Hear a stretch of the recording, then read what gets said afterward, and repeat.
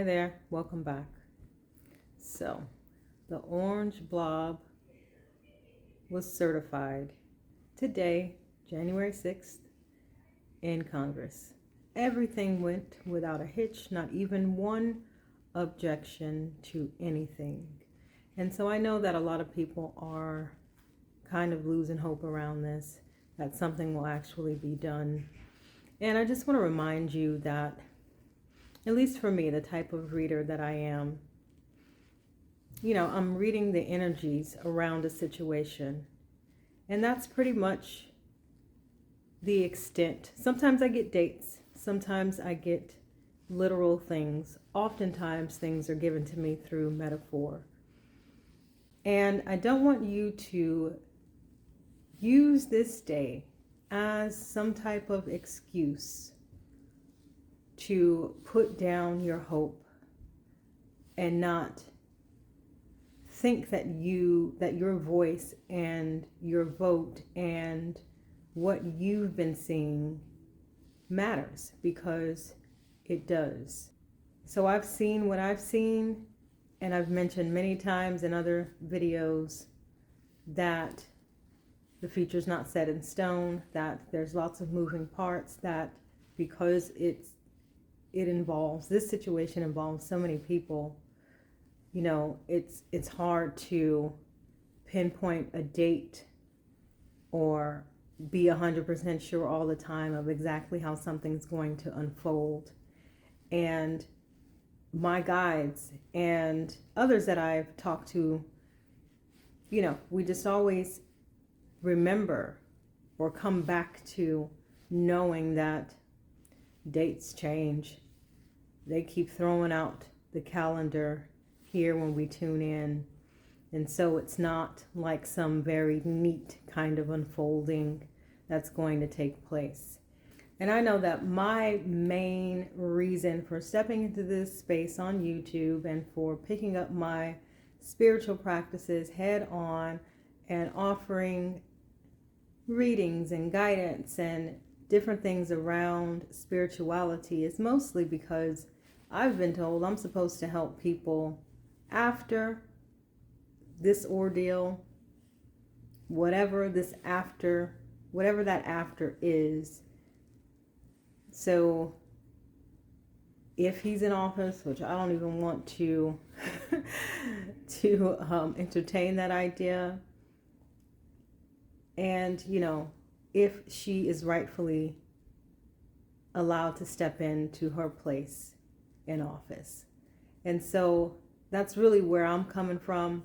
And this kind of overlap, I was told by my counsel to go ahead, jump in and introduce yourself and begin to connect with the people that you need to connect to. And so with that said, again, I just hope that you can really find it in your heart and your mental space to keep the faith.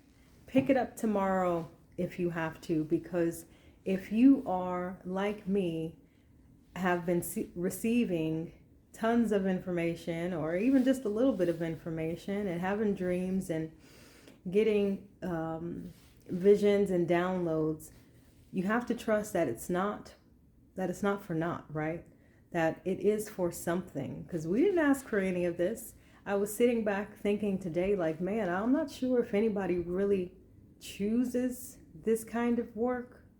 Or, I mean, I guess some people do, but I know I definitely didn't.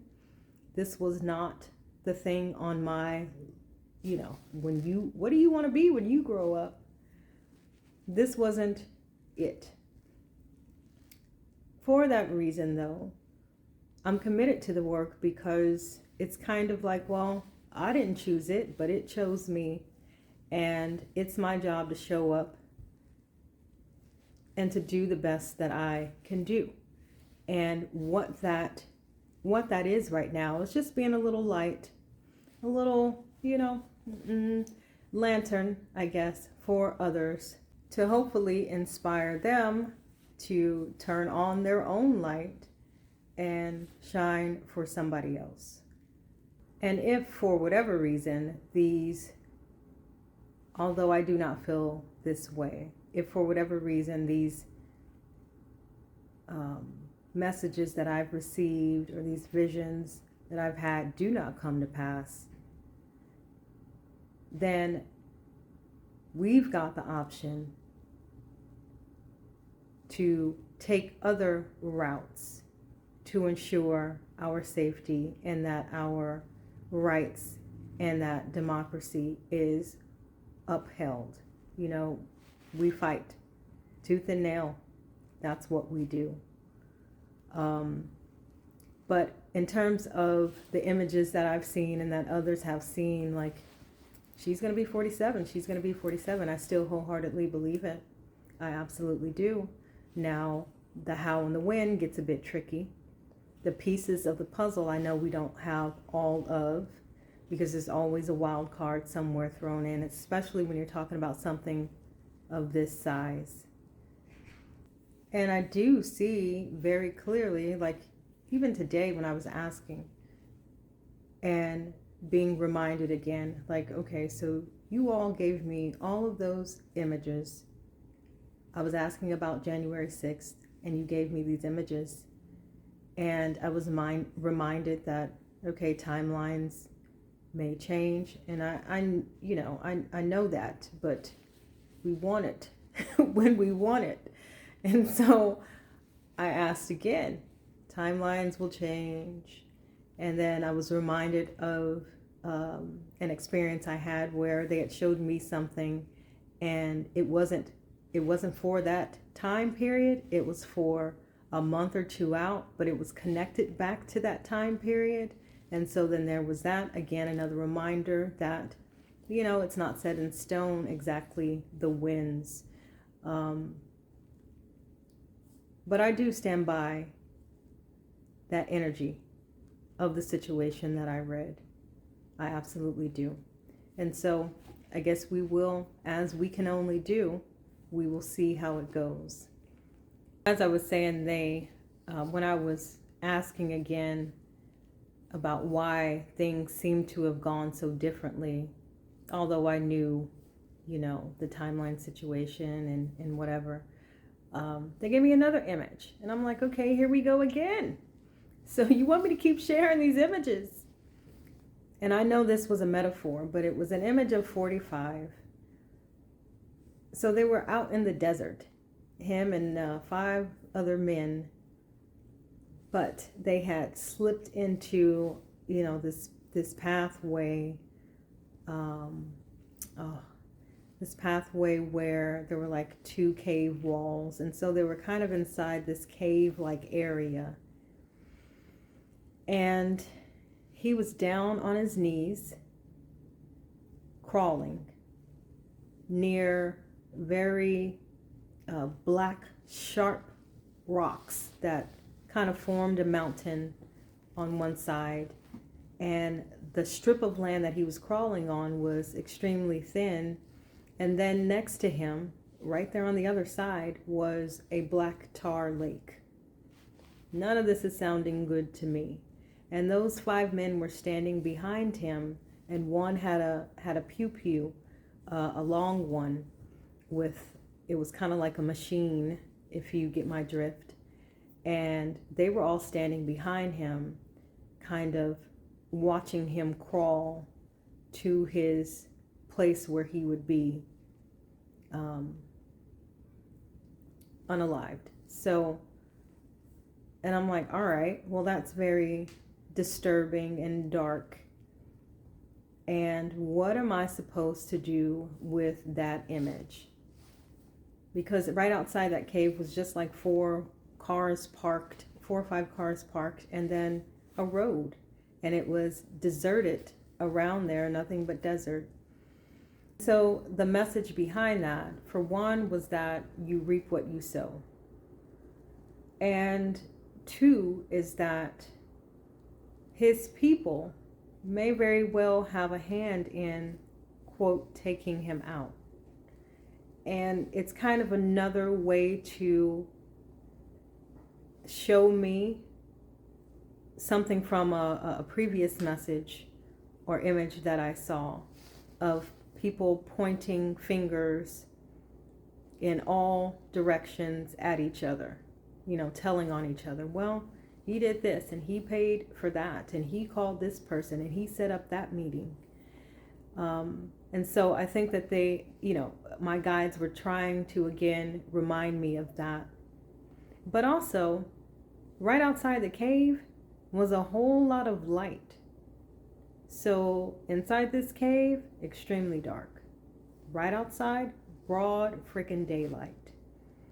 And I feel like in a very roundabout, contradictory, day and night, contrasting way, they were again, my guides, trying to remind me, have a little faith, have a little hope, because in all of this darkness, the light is right there. And good can still win, and light still trumps darkness, and nothing has really changed from yesterday to today, right? Nothing is said and done just yet. Nothing is over just yet. And it's still our responsibility to hold the light and to hold the vision and to stay strong throughout it and to remember who we are and to continue to discover who we are and to continue to discover our fight and the very reasons that we are put in this situation or in this moment in time, and what is our purpose for being here. So those things are still very much true and very still running through all of it so that we can create a life that better supports us and that is in more alignment with us and our desires individually and collectively on the other side of this thing, however it plays out, right? And so, okay, I will leave it there for today. And if you got anything out of this video, feel free to like and subscribe and set your notifications, and I will see you next time. One more thing before I go. So I started what I call the Spiritualist Collective. And right now it's just for Black women because we need something that's just for us, that's sacred, that's safe. And we get together virtually and share our intuitive gifts and deepen our skills and build community. And in the future, I'll be opening it up to everyone. But if this sounds like something you're interested in, I'm going to have the link in the description, and hopefully I'll see you there.